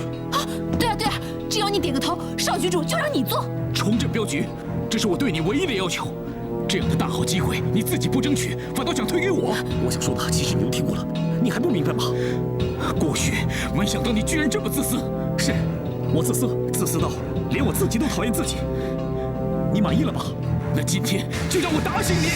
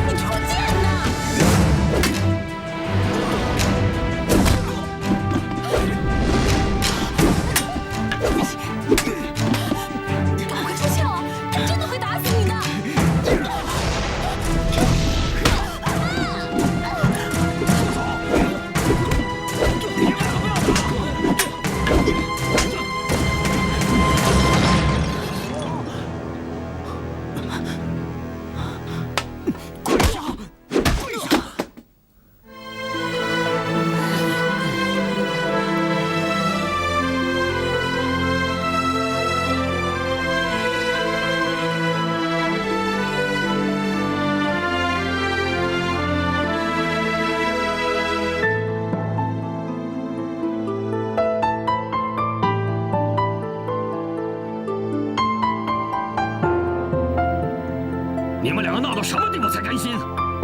一个离家不管，一个在家玩耍。当年2位当家的，为了一句承诺，死命护镖，不惜牺牲自己，临终前把你们俩托付给我们。我跟侯坤念在2位当家的份上，把你们当成亲生儿子一样拉扯成人。你们今天反目成仇，水火不容。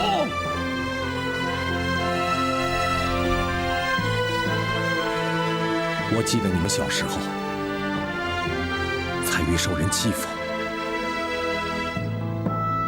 铁一逼着郭旭天天练功，不为自己，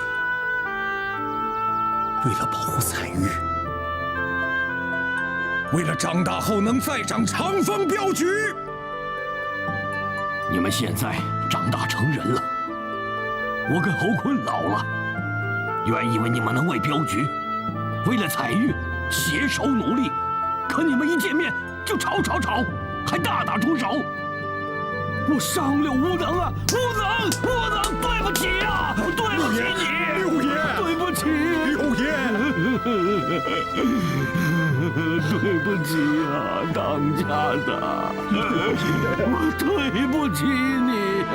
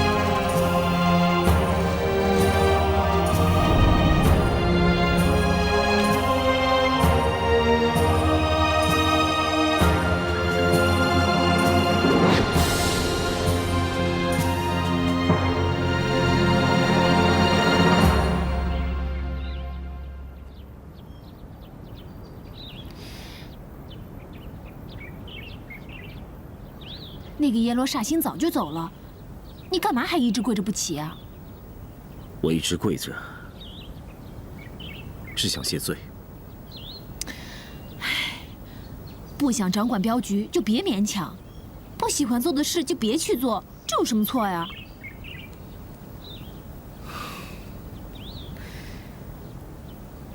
不过，我倒是看明白了。看明白什么了？小时候，我一犯错，爷爷就拿棒子打我，一边打，一边掉眼泪。后来我才知道，他那是爱之深，责之切。打在我身上，可是疼在他心里。我想铁一对你，应该也是这种心情吧。不过话说回来，这程铁一对你下手可够狠的，你为什么就是不还手，见不出鞘呢？是不爱惜自己的生命，还是太爱惜别人的生命啊？看你平时傻，你也没真那么傻。嘿，你平时挺聪明的，有时候很笨嘛。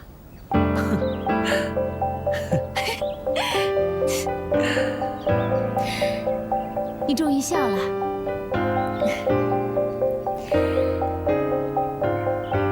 害你挨了那一棍，还疼吗？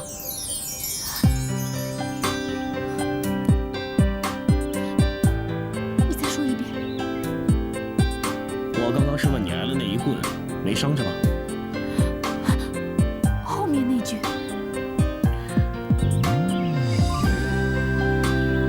还疼吗？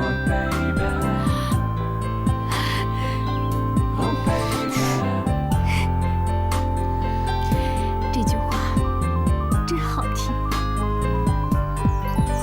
凌晨2点，雨点落在屋檐，听着唱片，再没有一点睡眠，因为这些天你又在我心中盘旋。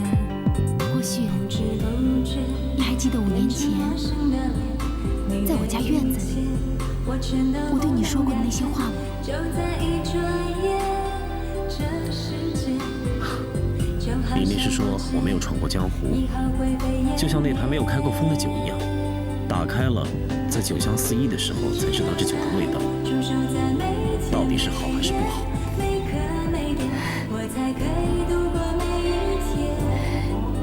小财神说，咱俩只有一面之缘。可是我5年前说的话，一个字都没忘，全都记得。5年来，你从没有忘记过我，对吗？只有想念驻守在每天每夜每刻每点，我才可以度过每一天。只有想念，当时间回到我们散步的那条街，有多怀念你微笑的瞬间。只有想念，让时间回到我们散步的那条街。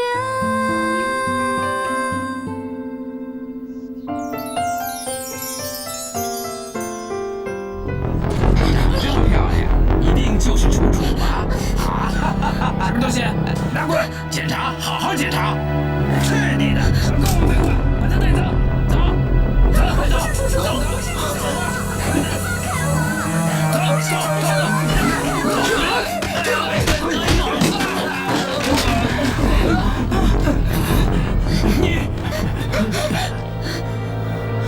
你是什么人？我们锦衣卫奉命办事，你别多管闲事。你们不必把腰牌亮出来，陈某早就知道，你们两个就是欺压善良百姓的狗腿子，平时只知道欺诈扒恶。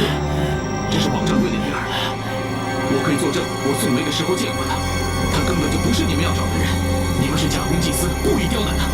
好，看来你跟这个死丫头，你们俩是一伙的，自讨苦吃。行，一个都别走，吹哨叫人，来人呐！来人呐！你赶快走，这里我来一个，快来人呐！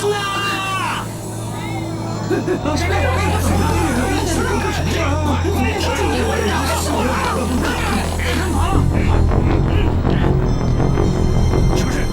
大人，小人刚刚查到一名可疑女子，正要把她带去问话，没想到这个人竟敢多管闲事。对，就是他。放肆！大梅小子竟敢妨碍执行公务！我要是怕你们人多，我就不叫程铁一了。程铁一，拿下！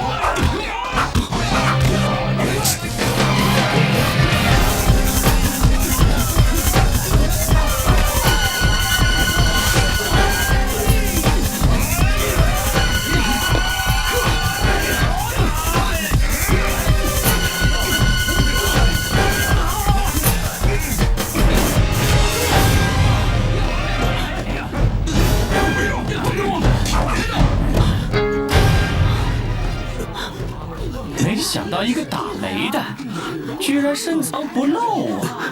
你们这群狗腿子，欺软怕硬的狗奴才，你们以为老百姓就好欺负吗？谅你有3头6臂，也逃不出锦衣卫闻名天下的捕网。带走，走！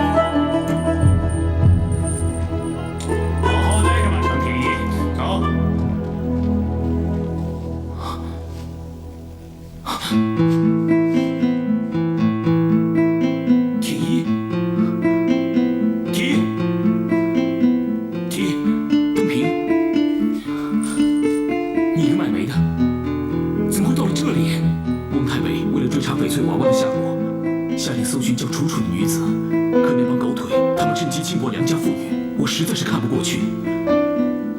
结果就被锦衣卫关到这里来了。你是说，翡翠娃娃那个武林至宝，落在一个青楼女子手上？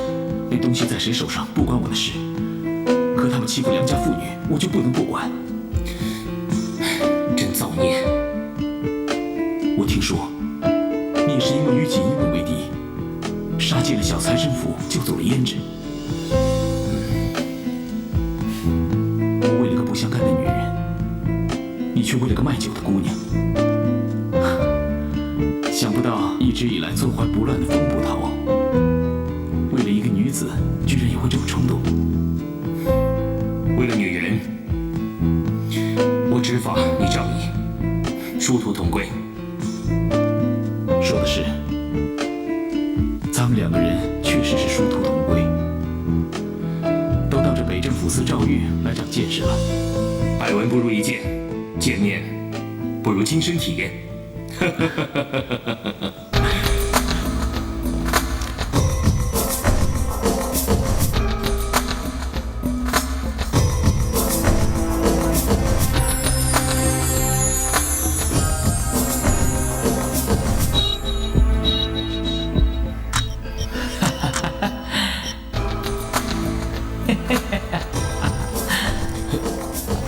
来人！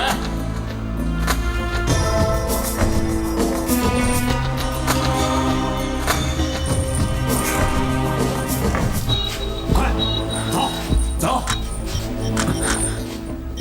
快走，快点！喂，你们抓错人了！说是小财神府劫人的是我，受罚的该是我。闭嘴！要不然我就告你妨碍公务、大声喧哗的罪。嘿嘿嘿嘿。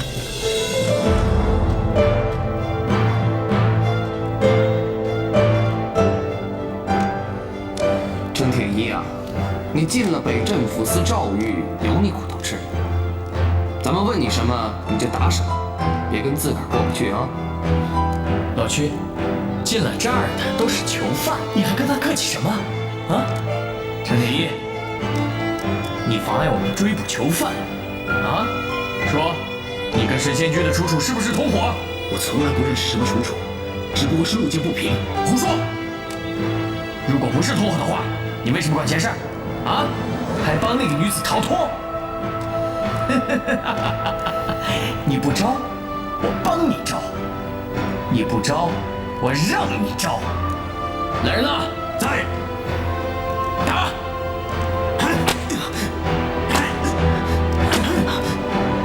等一下，程铁一，如果你要招的话，就不会再受这皮肉之苦了。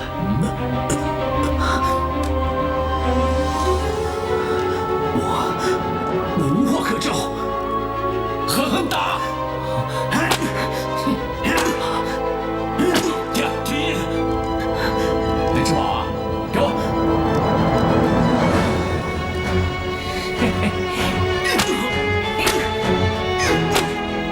说不说？啊，说不说？就不说，打死你！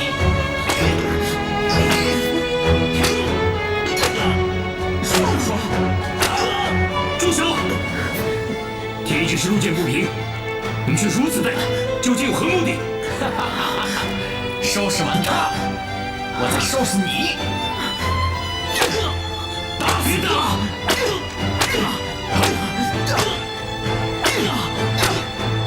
住手！住手！住手啊！打死你！叫你不说，说不说？打死你！老西兄，想不到这么快见面了。后会有期，果然应验了。哎，快点！六叔，麻烦你帮忙，快点，快点！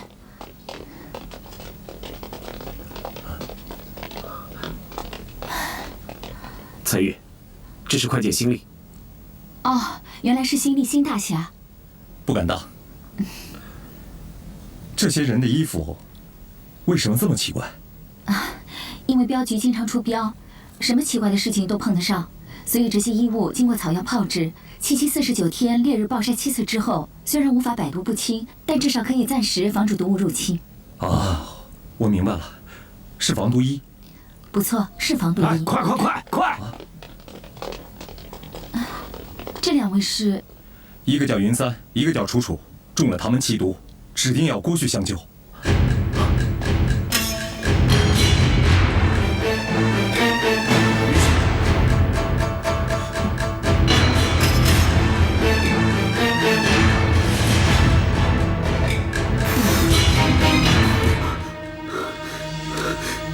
招还是不招啊？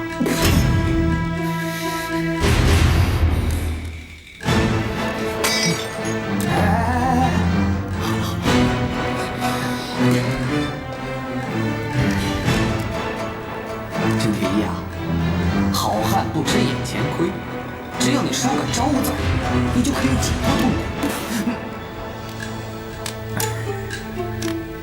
你好，哎，我看你的不推了，还是北镇抚司令啊！指挥使到。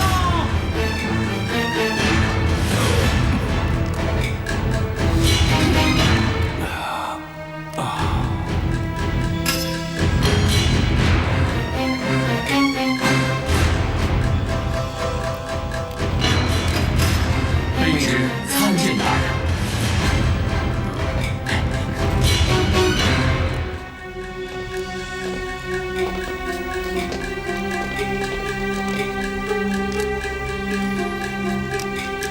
大人，这小子实在是顽固不化，连个招字都不肯说。你们强加罪名，屈打成招，有罪的是你们！闭嘴！要不然下一个皮开肉绽的就是你。温太北，你身为朝廷命官，竟然对一个卖美的下如此毒手。若要论罪，我风平以下犯上，冲撞你们锦衣卫，冒犯你这个堂堂指挥使的宝贝女儿，要用刑就往我身上来。风平，你别再说了，来呀！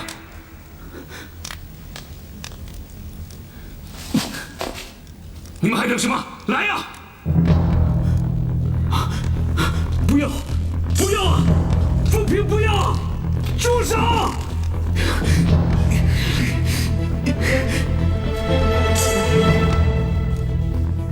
哈哈哈哈！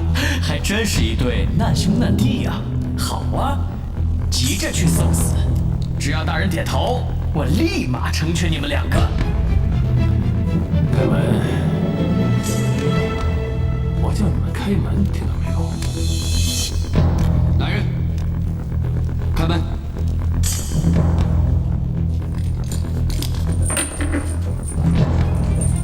大人，我们相当危险，你要小心。是啊，大人。他危险，我就不危险了。嗯，一个2个都是手下败将，在这等着。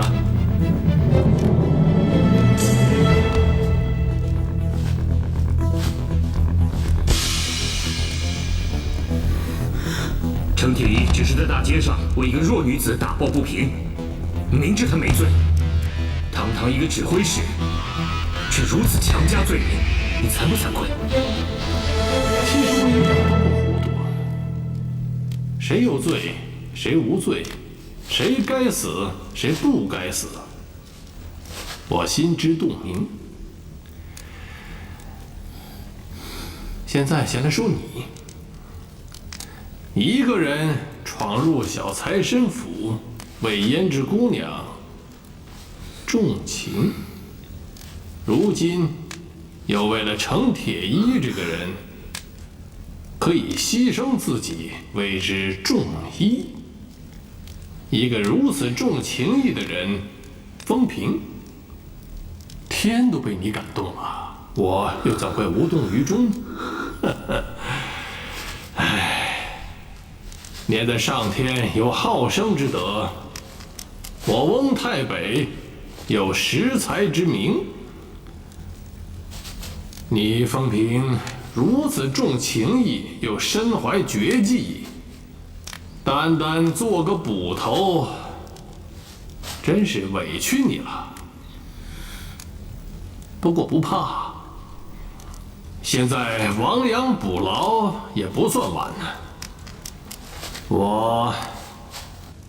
我再给你一次机会，只要你答应为我所用，对我效忠的话，我现在马上就放了你，还有你的朋友程铁一。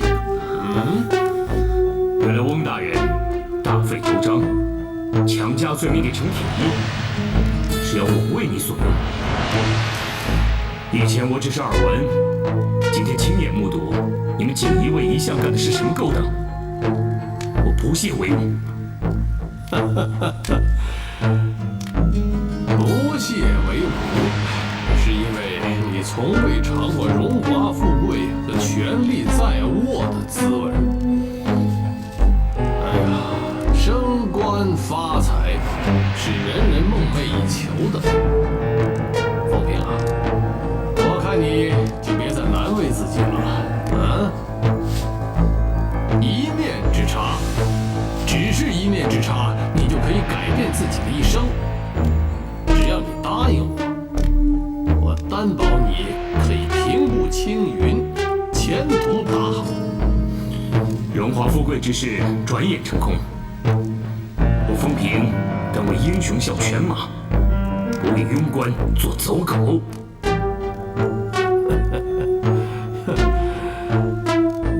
看来你真是个死脑筋。你不为自己，也要为你的朋友程铁一了。难道你忍心你的朋友为了你的死脑筋丢掉性命吗？风平，你不要管我，你不要听他的。那他这辈子也不会原谅我。我风平为人，不会作践自己，也不会作践朋友。啊！我翁太北从来不求人，对你风平好话说尽，你究竟答应不答应？翁大人的抬举，我受不起。好，我就看你风平有多大能耐，和我作对。风平，你不要管我，你千万不要听他的。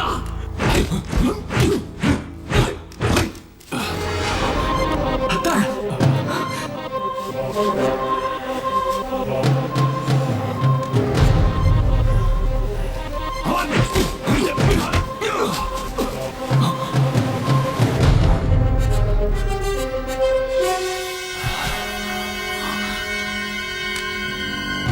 来人！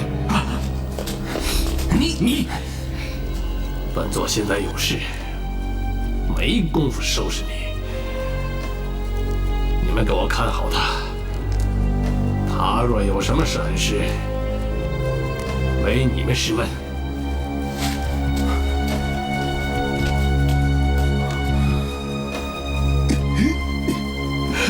不要碰我！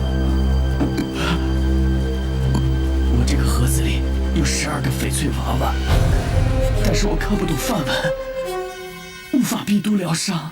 云兄，翡翠娃娃是楚楚交给你的。楚楚是我家云武未过门的媳妇儿。说来话长，以后慢慢告诉你们。彩玉，你懂梵文吗？我和楚楚就拜托你了。我明白了，你中了唐门奇毒，就得拿到唐门的解药，如果没有，就得靠翡翠娃娃里面的疗毒宝典。好吧，我来试试。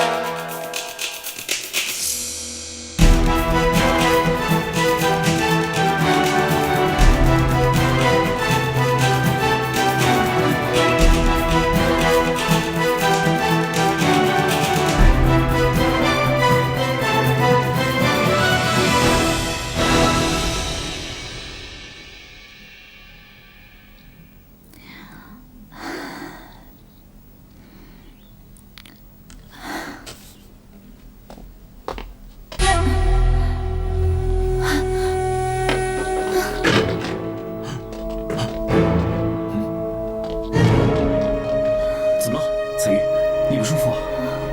我没事。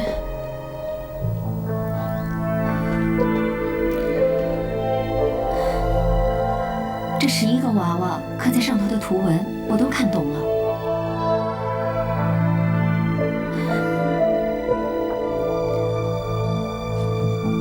只有这一个，我感觉很奇怪，有问题。有什么问题？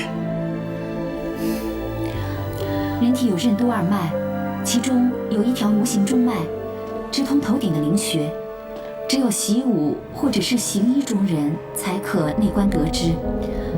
但这范文里并没有指出这个灵穴，连那个隐形的无形中脉，在翡翠娃娃里也没有显示出来。既然没有显示，那你又如何知道？彩玉知识渊博，读过许多医学书籍，而且又有一目十行、过目不忘的本事。既然他这么说，肯定错不了。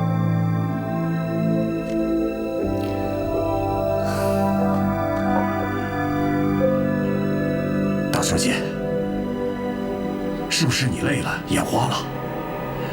如果有条中脉，而这个翡翠娃娃里又没有，难道这娃娃是假的？邓忍送给楚楚，楚楚又亲手交给云森，怎么可能又是假的？管他是真是假，别婆婆妈妈了。既然彩玉姑娘无法破解疗伤秘籍，那云三和楚楚岂不是没救了？并非完全没救。云森哥中的是唐门伏骨尸毒，这毒中之毒无疑是难解。不过至于楚楚，我已经找到解毒的方法了。大小姐，你有什么好法子吗？楚楚完全没有武功，无法靠自己用真气把体内的毒物排出，得看武功精湛的人帮他排毒。这很简单，并不难。你听到的不难，难道我还没说呢？这个人必须练过九阳化阴神功。九阳化阴？九阳化阴是指真气可在体内形成强大的太极漩涡，是一个精湛高深的功夫。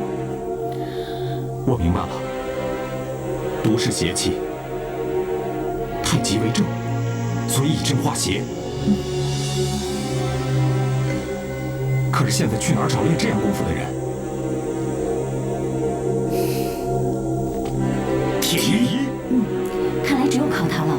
我跟那人绝对不会见死不救。胡说！别说了，我知道了，我现在就去找铁衣。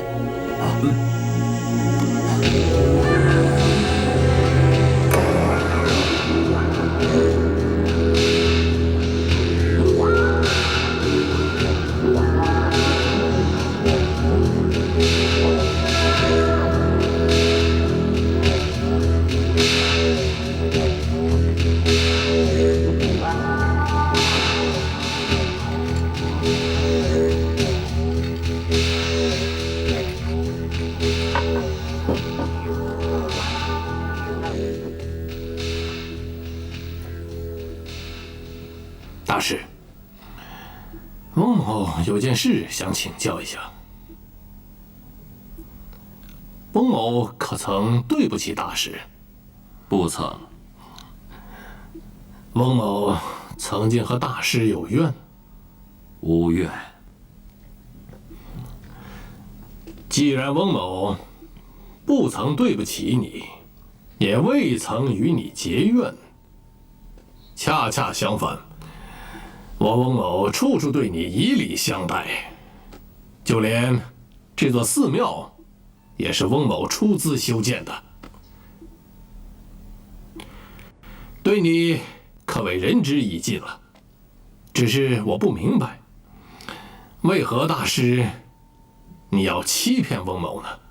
我并未欺骗施主，不明白施主何出此言呢？翁某照着大师所意，翡翠娃娃上的梵文练习，却状况频出。你到底隐瞒了什么没有告诉我？出家人不大诳语，我的确是按照翡翠娃娃身上的梵文翻译，没有疏漏，也并没有欺骗施主。你胡说！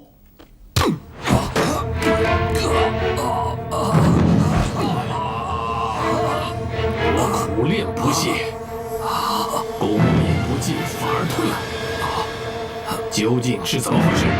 王施主，功力确实大增，但当你运功到极限，武功尽失，对吧？难道这翡翠娃娃是假的？不可能，这是宫里头出来的，是皇太后所赐的宝物。翡翠娃娃不假，只因施主少了一尊。什么？还有一尊翡翠娃娃？是的，有13尊翡翠娃娃。是的，必须得到第13尊翡翠娃娃，功力才能达成。原来有13尊翡翠娃娃，你当时为何不说？那时施主并未问起。我现在问你，当年前辈贤者在雕琢翡翠娃娃时，已将武功精髓藏在了这第13个翡翠娃娃身上。若只练了12尊，就像施主现在一样，武功练到极限，功力尽失。前辈这样做，也是为了防范那些心术不正之人，在夺取天下无敌的武功之后，为祸武林，无人能治。所以，当功力练到极限时，武功尽失，即使是手无缚鸡之人，也一样能取他性命。大师，你的意思是说我心术不正了？贫僧不敢。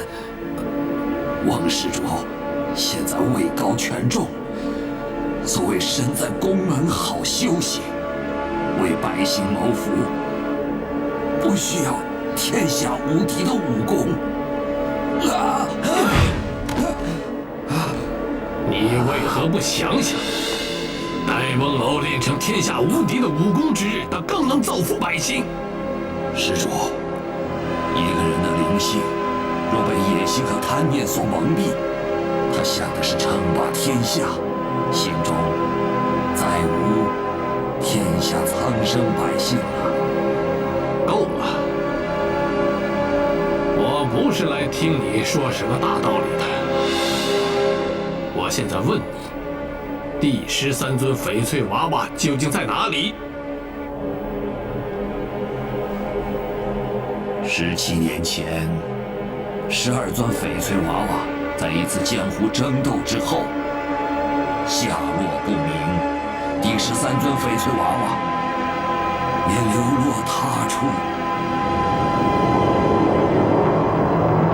我绝对不会相信你。你一定知道第13尊翡翠娃娃在何处。只要你肯告诉我，金山银山任你挑，我都能满足你。阿弥陀佛，金山银山不如粗茶淡饭。你当真不说？天下之大，第13尊翡翠娃娃如沧海一粟，贫僧确实不知。王施主，你和第13尊翡翠娃娃姻缘未足，也强求不到的。怎么说呢？这个秘密，除了你，就只有我知道了。我告诉你，我翁太尉，天下风景没有得不到的。既然是你把藏在翡翠娃娃中的梵文译出来给了我，现在要告诉我第13尊翡翠娃娃的秘密，再留着你没有意义了。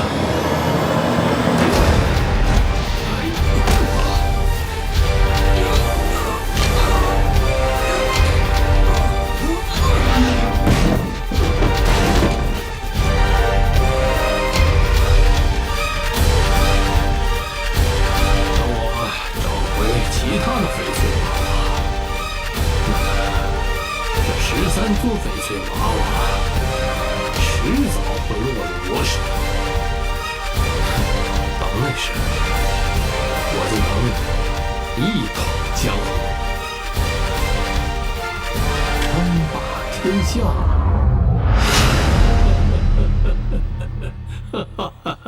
我给你倒啥？几位客官，您的酒那没有啊？好的啊，慢慢喝啊，慢慢喝。来，我给你们倒啥？倒上酒啊！多喝点啊！好，慢慢喝。客官，再倒点，酒不错吧？不错。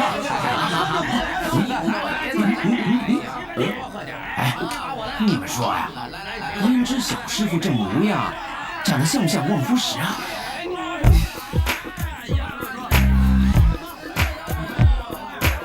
那是盼着方爷。方爷是汉子人，不稀奇。我觉得吧，他是在搞故意。干吧！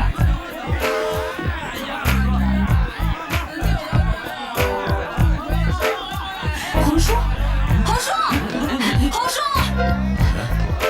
皇叔！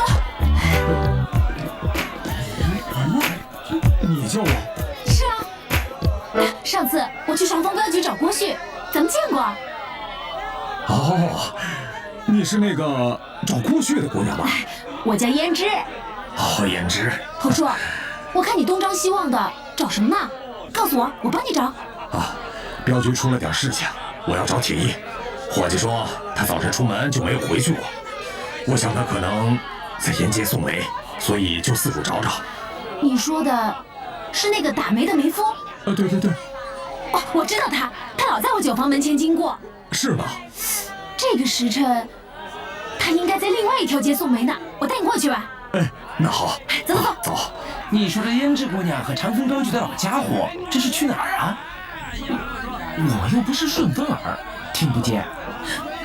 我又不是千里眼，看不见。哼，拿着。